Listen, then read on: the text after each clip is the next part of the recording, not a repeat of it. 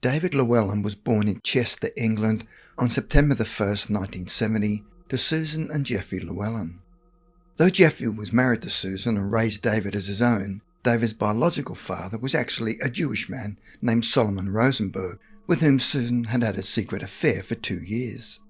Susan Llewelyn was born in 1948 in Swansea, Wales.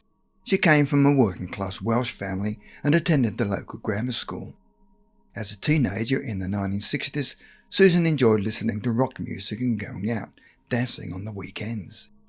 It was at a dance hall in 1967 that she met Jeffery Llewelyn, an Englishman from Chester. Jeffrey worked as a clerk at a law office while Susan was training to be a secretary. The two hit it off right away and after a brief courtship, married in the spring of 1968. Over the next few years, the young couple settled into married life in Chester. Jeffrey focused on his job while Susan stayed home, occasionally picking up temporary secretarial work. By 1970, they were eager to start a family. Susan soon became pregnant and gave birth on September 1st. They named him David. What Jeffrey didn't know was that David was not actually his biological son. During the time Susan became pregnant, she'd been secretly meeting with a Jewish man named Solomon Rosenberg. Solomon was a travelling salesman in his mid-30s, who Susan met at a pub one evening in 1969. There was an instant attraction between them, and soon there began a passionate love affair. Solomon would pass through Chester on business trips every few weeks and meet up with Susan at a hotel. This carried on for almost 2 years without Jeffrey ever suspecting. Solomon Rosenberg was born in London in 1934. His parents were Eastern European Jews who had immigrated to England in the 1920s, fleeing persecution. Solomon was raised in a traditional Jewish home, attending synagogue, learning Hebrew and Yiddish, and adhering to kosher dietary laws. As a young man, he went into sales and spent much of his time travelling for work. His visits to Chester allowed him to carry on his secret relationship with Susan, likely knowing that he was David's real father. However, he never officially acknowledged paternity or took responsibility for the child. For her part, Susan did everything she could to hide the affair from Jeffrey. When she became pregnant, she passed the child off as Jeffrey's son. David had inherited Solomon's dark curly hair, but otherwise resembled Susan enough that Jeffrey never doubted his paternity. Susan wanted to preserve her marriage and avoid scandals, so she kept the truth about David's parentage hidden even from David himself. So David grew up believing Jeffery Llewelyn was his father, when genetically he was the son of Solomon Rosenberg. He was baptized in the Anglican Church and raised Christian, though there were clues early on that he was connected to the Jewish faith.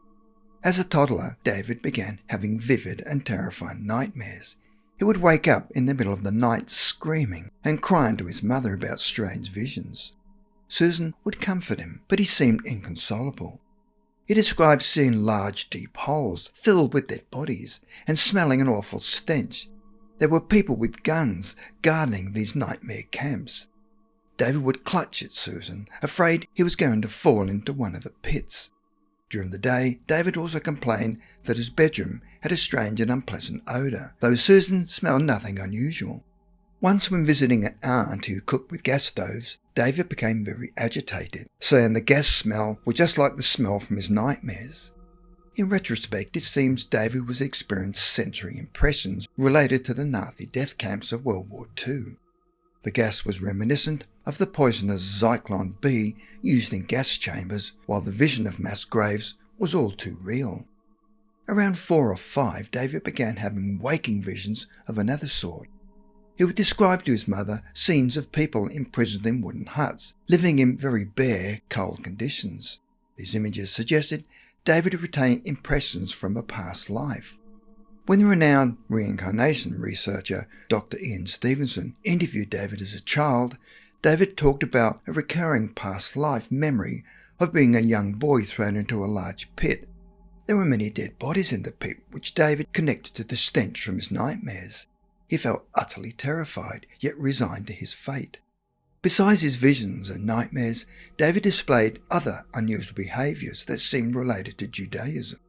By 6 or 7, he could read, but instead of reading left to right per the English style, David would start on the right and read Hebrew style right to left. No matter how often teachers corrected him, he persisted in this habit well into his teens. He also showed an aversion to the colour yellow, possibly due to its association with the yellow stars Jews were forced to wear by the Nazis. David further surprised his mother by refusing to eat certain foods because they might contain blood. David seemed to be following Jewish kosher laws. David seemed instinctively to know about the dietary restrictions.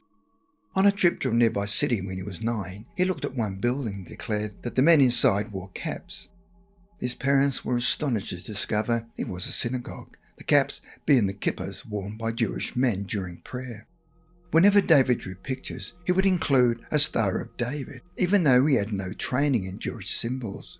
By contrast, he demonstrated a strong phobia towards actual stars.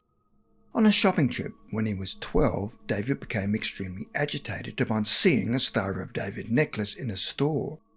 He cried and ran out into the street.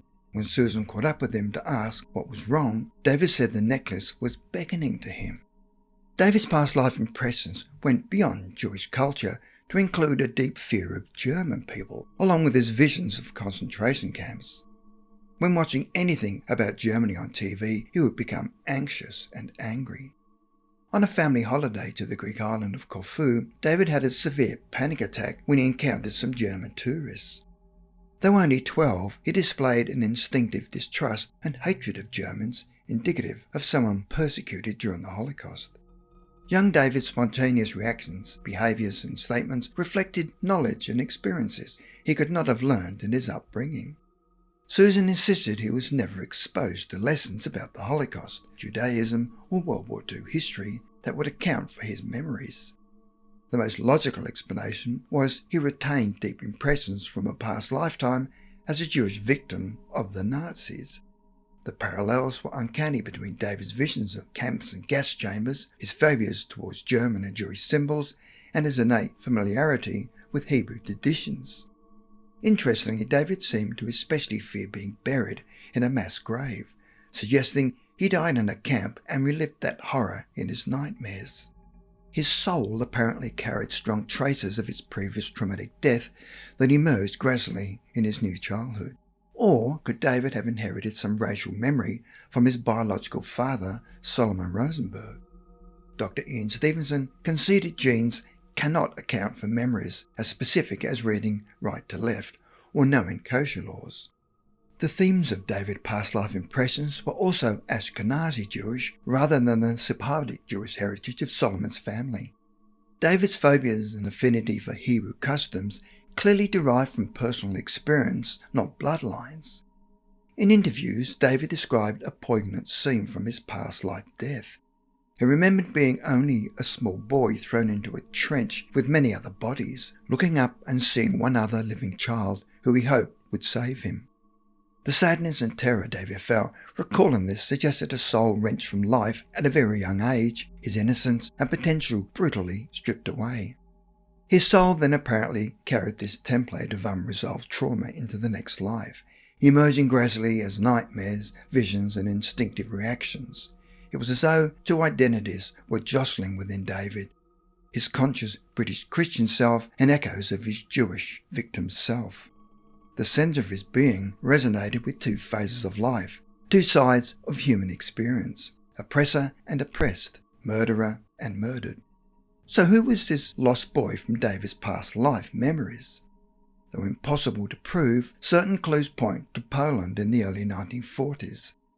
The images of wooden barracks and mass burial pits conform to Treblinka or Sobibor, two of the deadliest Nazi death camps built specifically to implement the final solution. Perhaps David was a child inmate who arrived on the train and was quickly separated from any family amid his demise in the cold efficiency of a Nazi camp sometime around 7 or 8. The location and date fit David's memories, as does the young age. Most victims were in their teens or 20s, so a child stood out as a tragic anomaly. Records are too incomplete to identify any individual matching David's past life death, but it seems quite plausible that a Jewish child of about 8 perished thus in a Nazi camp in Poland circa 1943. His undeserved, wasted young life etched indelibly on his eternal soul. Reborn into a new body, that soul could only process the trauma slowly through nightmares, visions and instinctive fears before gradually assimilating its dual identities into one. David Llewelyn died in 2009 at the age of 39. He never pursued regression therapy or hypnosis to fully unlock repressed memories from his apparent past lifetime. The glimpses he revealed as a child remain shrouded in mystery, a legacy hinting at reincarnation. Perhaps due to his sensitivity of the subject, David shunned public attention once he reached adulthood. Only the documented testimony of his mother and Dr. Ian Stevenson preserves the compelling story of a British boy born with memories of the Holocaust.